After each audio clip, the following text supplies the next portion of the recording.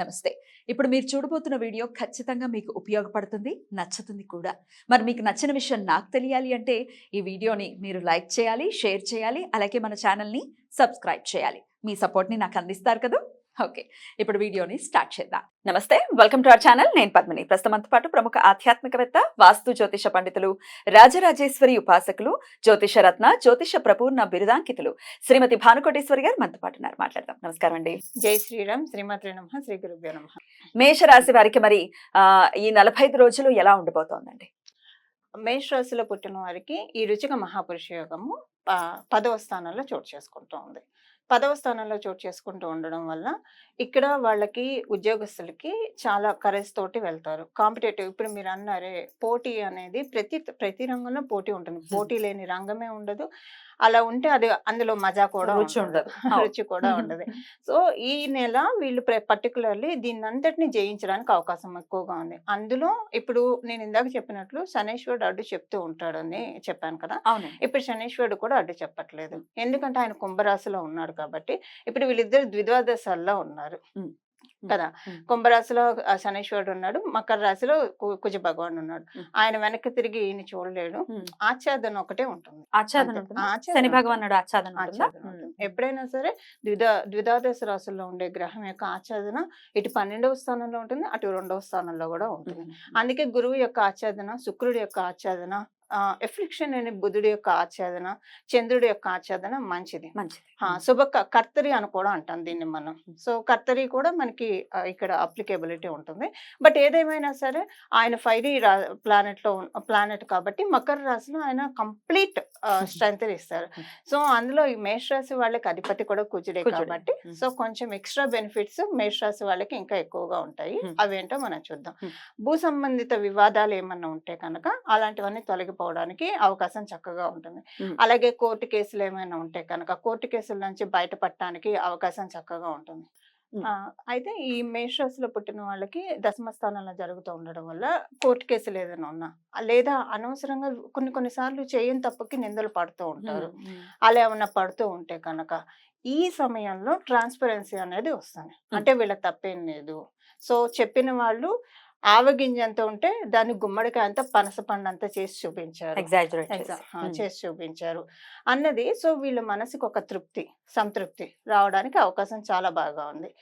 అలాగే ఇప్పుడు ఆయనకి ఆస్పెక్ట్స్ ఉంటాయండి, దృష్టిలు ఉంటాయి. ప్రతి గ్రహానికి దృష్టిలు ఉంటాయి. ప్రతి గ్రహం సప్తమ స్థానాన్ని చూస్తుంది. ప్రతి గ్రహం తనున్న రాశి నుంచి సప్తమ స్థానం నుంచి చూడటం అంటే మీరు నేను చూసుకోవడం సప్తమ స్థానం. సో మిమ్మల్ని నాకు మీ మీద కంప్లీట్ యాక్సెస్ ఉంది, నా మీద మీకు కంప్లీట్ యాక్సెస్ ఉంది. అదే మనకి వేరే స్థానాలు ఉంటాయి. ఇప్పుడు కుజుడికైతే 4వ స్థానాన్ని చూస్తాడు, 7వ స్థానాన్ని చూస్తాడు, 8వ స్థానాన్ని కూడా చూస్తాడు. ఇన్ని స్థానాన్ని చూస్తాడు. ఇప్పుడు 4వ స్థానం అంటే కొంచెం పక్కకి అక్కడ వారాహి అమ్మ అక్కడ చూడటం. సో 8వ స్థానం అంతే. అంటే ఇలా పక్కకి లేదా ఇక్కడ ఇలాగా. సో ఇలా తిరిగి చూడాలంటే కొంచెం ఇలా తిరిగి చూడాలంటే కొంచెం ఇదిగా ఉంటుంది. ఇలా ఉంటే డైరెక్ట్ యాక్సెస్ ఉంటుంది. సో ఇప్పుడు చతుర్థ స్థానం మీద ఆయన ఫస్ట్ చూపు మేషరాశి మీదే పడింది. సో మేషరాశి వాళ్ళే కదా మనం చెప్పుకుంటుంది. వాళ్ళ రాష్ట్రాధిపతి వాళ్ళనే చూడటం. ఇట్స్ లైక్ ఏంటంటే మీరు ఇక్కడ ఉన్నా సరే మీ ఇంటి సీసీ ఫుటేజ్ పెట్టించి మధ్యలో మీరు చూడటం అనమాట. అక్కడ ఏం జరుగుతుంది అనేది మీరు ఒక పర్యవేక్షణ చేయడం. సో ఒకవేళ ఏదైనా ఆడ్ సిచ్యువేషన్స్ ఉంటే మీరు ఏం చేస్తారు, ఇక్కడ నుంచి మీ పని ఆపి ఒక 2 minutes పౌజ్ ఇచ్చి అక్కడంతా సెటరేట్ చేసి మళ్ళీ మీ వర్క్ లో మీరు నిమగ్నం అవుతారు. ఇప్పుడు అది జరుగుతుంది కుజుడితోటి. సో మేషరాశి మీద ఆయన మకర రాశిలో ఉండి అన్ని రాశుల మీద ఆయన 4th పెట్టినప్పుడు ఒక రకము, కానీ మకర రాశిలో ఉండి మేషరాశిని చూడటం అనేది డెఫినెట్ గా ఒక పాజిటివ్ థింగ్ 12 రాశుల వాళ్ళకి ఉంటుంది. అయితే అందులో మేషరాశి వాళ్ళకు ఉన్న పాజిటివ్ థింగ్ ఏంటంటే ఇంట్లో మనస్పర్ధలన్నీ తొలగిస్తాడు. ఫైటింగ్ ఇచ్చేది ఆయనే, ఫైటింగ్ ఉపశమనం చేయించేది కూడా ఆయనే. సో ఎందుకు ఉపశమనం చేయిస్తాడంటే ఇప్పుడు ఆయన రాసిన ఆయన చూస్తున్నాడు కాబట్టి ఉపశమింప చేయడానికి చక్కటి ఆస్కారం ఇప్పుడు ఈ నెలలో మనకి మేషరాశిలో పుట్టిన వాళ్ళందరికీ కూడా ఉంది. అలాగే అష్టమ స్థానం మీద దృష్టి పెట్టడం వల్ల కొంచెం గ్యాస్ట్రిక్ ట్రబుల్స్ రావడానికి అవకాశం ఉంది ఈ మంత్. సో హెల్త్ పరంగా కొంచెం అంటే ఏదన్నా గ్యాస్ ఎగ్జాగరేట్ చేసే ఆహారం ఏదైనా తీసుకుంటే కనుక అది ప్రాబ్లం వస్తుంది. సో ఒకసారి ఆ విషయంలో చూసుకోవాల్సిన అవసరం ఎంతైనా ఉంది. కడుపుకి ఉదరానికి సంబంధించిందండి, అది ఏదైనా కావచ్చు. సో కొంచెం కడుపు నిండుగా పొట్ట లైట్‌గా ఉండేలాగా ఆహారం తీసుకోవడం ఈ మంత్ వీళ్ళకి చాలా బావుంటుంది. ఎందుకంటే అది ఫైరీ రాశి. ఇప్పుడు అష్టమ రాశి ఏమవుతుంది? సింహరాశి అవుతుంది. సింహరాశి అగ్నితత్వ రాశి. ఈయన అగ్నితత్వ ప్లానెట్. సో ఆయన ఇక్కడ మకర రాశి నుంచి అష్టమ స్థానంలో చూడటం, మకర రాశికి అధిపతి శనీశ్వరుడు కాబట్టి అక్కడి నుంచి అష్టమ స్థానంలో చూడటం ఏదైనా డిసీజ్‌కి, అది కూడా తమ్మికి సంబంధించిన, ఇప్పుడు ఆడవాళ్ళైతే ఓవర్ బ్లీడింగ్ అయ్యే ఛాన్సెస్ ఉంటుంది.